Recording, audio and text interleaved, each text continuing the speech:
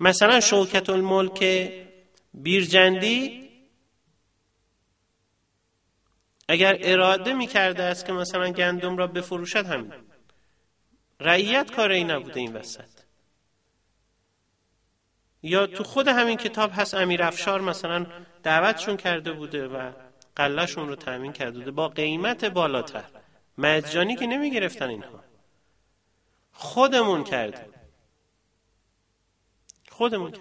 ضمن اینکه چند سال جلوترش بحث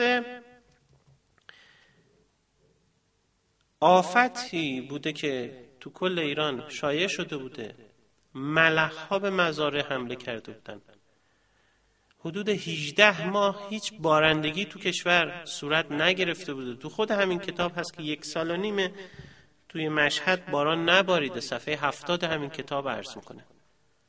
نقش روس‌ها، عثمانی‌ها رو تو به وجود آوردن این وضعیت بسیار کمرنگ نگاه کرده. این در حالیه که مثلا شما یه سر بزنید حتی وزارت خارجه خودمون، حتی یه مطالعه سطحی بکنید پرونده های اینا رو، کارتون 66 پرونده های 7 31 43 سال 1335، کارتون 66 پرونده 45133 قمری، کارتون 35 پرونده 15 سال 1334 قمری، کارتون 66 پرونده 5132 قمری و کارتون 37 پرونده 7 سال 1335 قمری و کارتون‌های دیگه و پرونده‌های دیگه.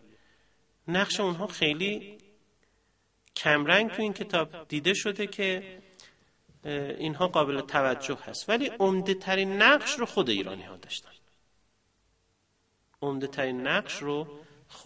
ها داشتن. یعنی ما بی‌طرف بودیم یا با طرف، به حال ما فرقی نمی کرد، هیچ فرقی نمی کرد. لذا به جای اینکه به بحث‌های حاشیه‌ای بپردازیم که هیچ سندی نداریم و متاسفانه یکی از نهادها اومده به استناد این کتاب و اون اظهاراتی که عرض کردم بعضی از این دوستان تو سطح رسانه‌ای کشور مطرح کردن، اومده لایحه حقوقی نوشته برای غرامت و دریافت غرامت از انگلیس و این بحثا و اینها. خب به ما میخندن، میگن سندتون کو، آمار جمعیتیتون کو، بر اساس کدام منبع دارید میگید؟ هیچ جوابی ندارن این دوستان، هیچ جوابی. تنها کاری که ما میتوانستیم بکنیم و حتی الان هم میتوانیم بکنیم، درخواست غرامت برای نقض بی‌طرفی ما بوده، برای ندادن درآمدهای نفتی ما، حتی بر اساس همون قرارداد دارسی و قراردادهای نفتی که وجود داشته، ندادن درآمدهای مالیاتی گمرکات کشور به دولت ایران و حذف ایران از کنفرانس ورسای. ما اینها رو میتونیم پیگیری کنیم. حتی همون ایرانی هایی که رفته بودن تو کنفرانس ورسای شرکت بکنن و راهشون ندادند، اون موقع دفاعیه خوبی رو تنظیم نکرده بودن. شما برید اون متنی که نمایندگان ایران برده بودن برای کنفرانس ورسای رو بخونید، ببینید افتضاح تر از این کسی نمیتونسته ببره لایحه بده و دفاعیه بده برای دریافت حق و حقوق این ملت.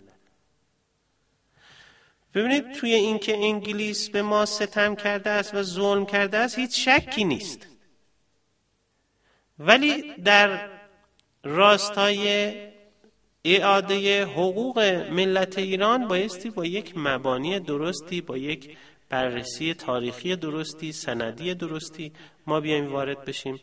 مگر اینا میخوان چه شکلی ثابت بکنن؟ مگر اینکه طول زایمان زنان ما رو بگن که 2-3 ماهه شده. بحث این مفصله، ما حاضر هستیم در برابر مدافعین این دیدگاه حتی بشینیم مناظره بکنیم. این کتاب فاقد اعتباره. اون فیلمی هم که شبکه خبر پخش کرد تحت عنوان اشغال، یک ملغمه عجیب و غریبی رو تهیه کرده این دوستمون آقای مستقاسی، تهیه کننده و کارگردان و نویسنده این برنامه، که باید پاسخ بدن. فیلم های جنگ جهانی دوم رو آوردن تو جنگ جهانی اول نشون میدن. عبدالرحیم جعفری سرباز نیرو هوایی دوره رضاخان رو آوردن خاطراتش رو چسبوندن به جنگ جهانی اول. آقای این شکلی که نمیشه کار تاریخی کرد. حالا این دوست ما آقای رائفی هم اومد گفت 9 میلیون ایرانی کشته شدن، مبناشون همین کتابه. و بعضی هم اومدن این قحطی رو که رخ داده واقعیت هم هست توش، عرضم به حضورتون بعضی شهرها و روستاها هم رخ داده، جنگ جهانی دوم هم بوده، بلوای نان بوده، فلان بوده، این رو تعمیمش دادن به کل قضایا و بیش از اندازه بزرگش کردن و این شکلی نبوده که توی این کتاب ذکر شده و این نیاز به یک سندشناسی تطبیقی داره و ضد و نقیض‌های فراوانی هم توی این کتاب وجود